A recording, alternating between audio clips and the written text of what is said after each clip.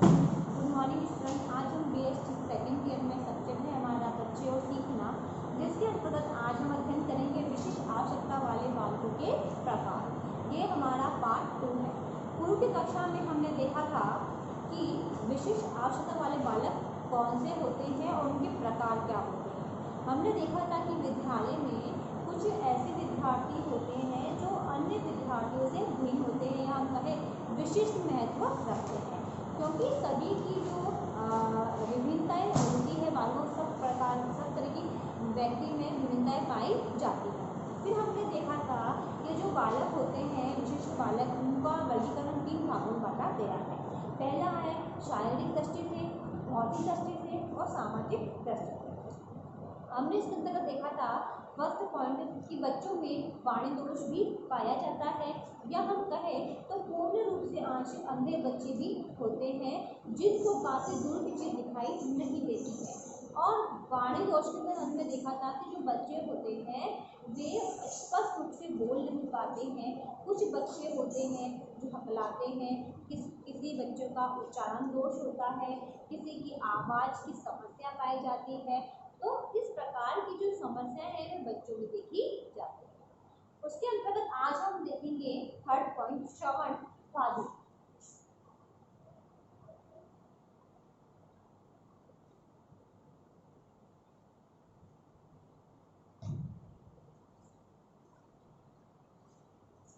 अब हम देखेंगे कि श्रवण बाधित, इसके अंतर्गत देखेंगे हम कि जो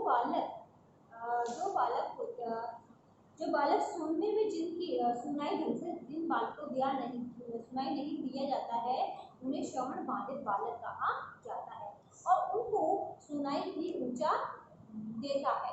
इसके साथ साथ हमने देखा है तो अगर बच्चों को सुनाई कम देता है तो हम उनके कान में मशीन लगाते हैं जिसके यंत्र की सहायता से वे सुनने लगते हैं। या कुछ बालक की अंदरूनी चोट होती है, दुर्घटना होती है, कोई बीमारी होती है, उसके कारण भी बच्चे श्रवण बाधित हो जाते हैं।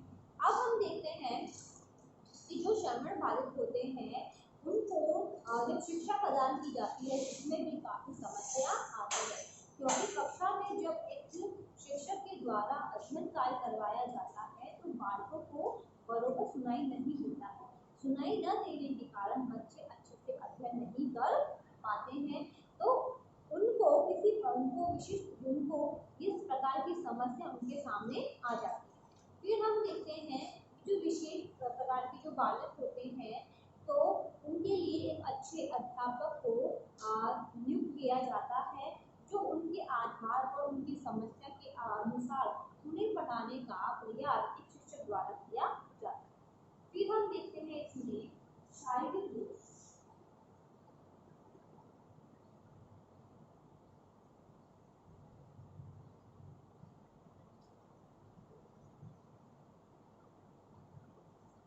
शारीरिक दोष अब हम देखते हैं तो विद्यालय में जो बच्चे होते हैं काफी संख्या में उनमें शारीरिक दोष पाया जाता है और वह स्वयं विद्यालय में नहीं जा पाते, जिसके अंतर्गत जो विद्यालय में जाने में उन्हें भारी सहायता की आवश्यकता भी पड़ती है, जो कि हमने देखा है कि जो बच्चे अपंग होते हैं, चल नहीं पाते हैं, वो व्हील चेयर के सहारे आते हैं या उनके पेरेंट्स उनको विद्यालय में छोड़ने आते हैं, वे दूसरों पर डिपेंड होते हैं। तो अगर हम देखें तो बच्चों में शारीरिक दोष भी अवश्य रूप में पाया जाता है। अब शारीरिक जो दोष है उनको 2 भागों में बांटा गया है।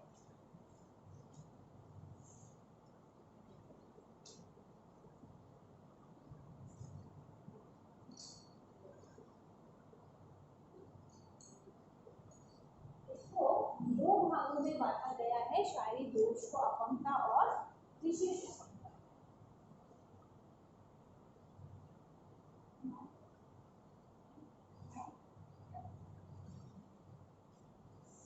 अपंगता और विशेष अपंगता। अब अगर हम देखते हैं तो पहला जो है अपंगता। अब हम देखते हैं जो अपंगता वाले जो बालक होते हैं उनको भी 2 श्रेणी में बांटा गया है। अपंगता वाले में देखते हैं कम अपंगता और गंभीर अपंगता।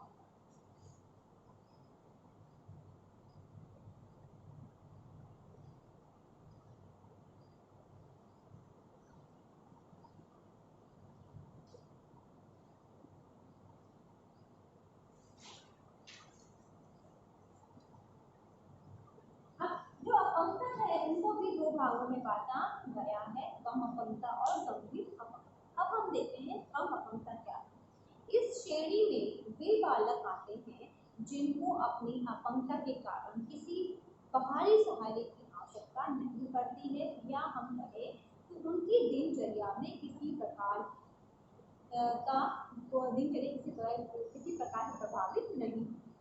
जैसे फॉर एग्जाम्पल कि कई बच्चे अपंग होते हैं, किसी के पैर में थोड़ा बहुत चोट होती है तो भी वह चलने का जल देते हैं, या हम कहें तो कुछ बच्चे बैसाखी के सहारे अपने कार्य को कर लेते, उठना बैठना चलना सब कार्य कर लेते हैं, तो उसकी दिनचर्या में किसी प्रकार की तकलीफ नहीं है। फिर सेकंड है गंभीर अपंगता। अब गंभीर अपंगता के अंदर अगर हम देखते हैं तो गंभीर अपंगता से प्रभावित जो बालक होते हैं वह अपने आने जाने के लिए किसी बाहरी सहायता की आवश्यकता पड़ती है और उनके दिनचर्या में काफी प्रभाव पड़ता है। क्यों? क्योंकि जो ज़्यादा कोई अपंग है, जैसे कोई बच्चा व्हील चेयर पे है या बैल रेस्ट पे है, तो कोई भी किसी प्रकार का कार्य आसानी से नहीं कर सकता है, उसे किसी न किसी व्यक्ति की आवश्यकता अवश्य रूप में पड़ती है।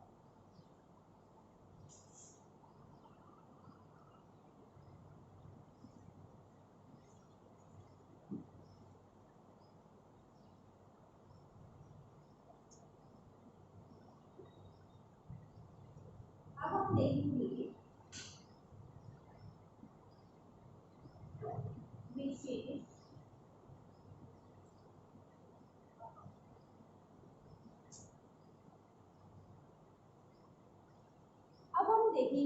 विशेष। अब जो विशेष अपंगता है किस प्रकार की हो सकती है, जैसे हम देखते हैं कोई बीमारी,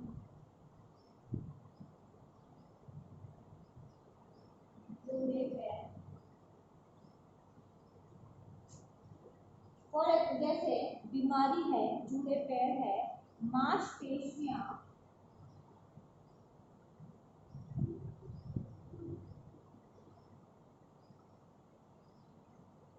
की समस्या,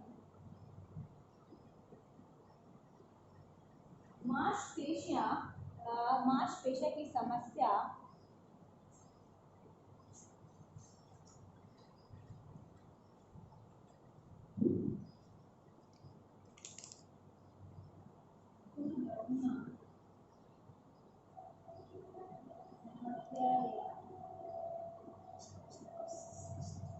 अपंगता। फिर है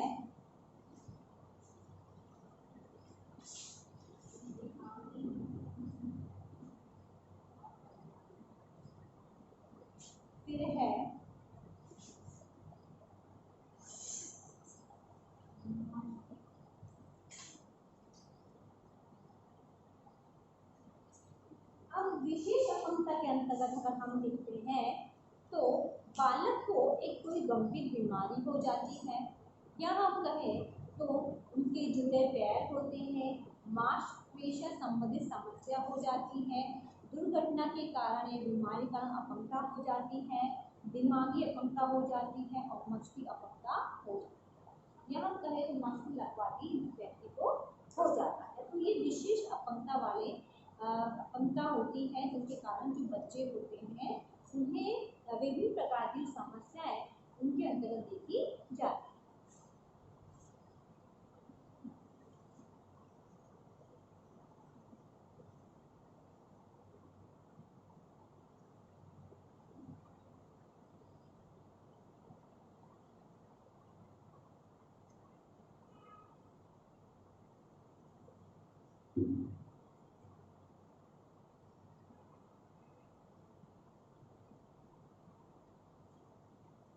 इससे संबंधित आज का आपका होमवर्क है विशेष आवश्यकता